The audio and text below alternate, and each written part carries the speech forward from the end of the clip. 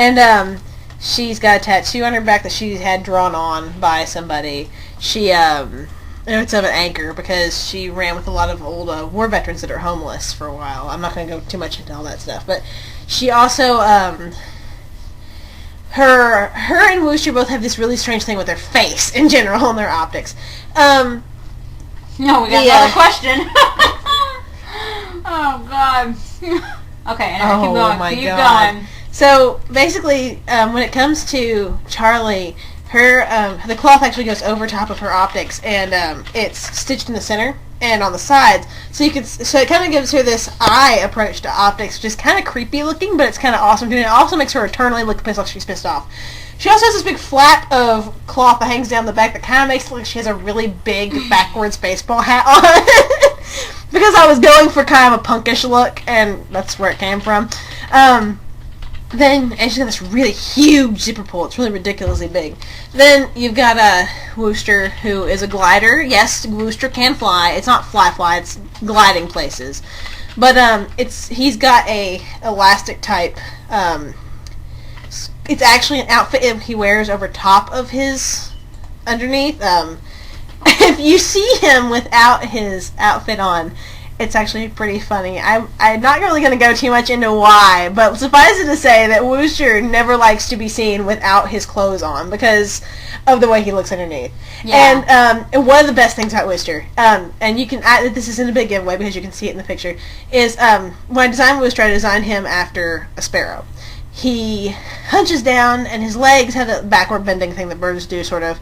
And basically, he hops from place to place because he is always in sort of a semi-crouched position, and he just pop across his, like it's kind of like those little birds that jump around. If you've ever seen sparrows or birds in a parking lot, and you've seen them hop, he does that, and it's the most adorable thing ever. And his hands are kind of different. They've got like sharper tips to them and stuff.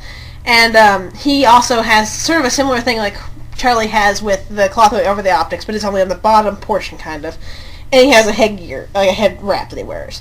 But yeah, I mean, those guys. Wooster was literally 10 minutes before he was introduced to the roleplay. I drew him up, and it was Skit because and Debbie were on the spot as well as their human creators. And it was because for Wooster, I had such a hard time. I was like, I need to design. And then just out of the blue, it was because of the location of where the other characters were at the time that I thought this would be perfect. So.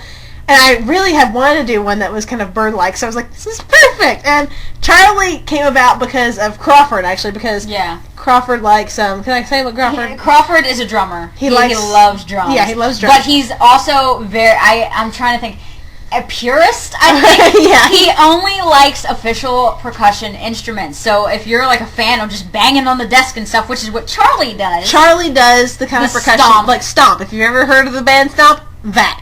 on the kitchen table. She likes anything makes a sound. Anything that makes a sound. She can make music out of anything around her, which is really funny because this makes her sound way more artsy than she really fucking is. She is a real bitch and she's a real ghetto street chickie, but I love her to death. Yeah, and her and Crawford, oh my god, they have such a rivalry. It is adorable. It's kind of insane because he is all for you got to have the official sound. You got to have a drum set. No, you can do whatever you want with anything. So it's really kind of cute. Anything you can do, I can do better. Exactly. It's kind of their concept. That song comes up a lot. Yeah, a lot because it fits a lot of places. But, I mean, in general, obviously, the ideas for our OCs come out of nowhere. I mean, and really, it's like, like I said, professions. For me, cloth and items. And just everyday things you see outside.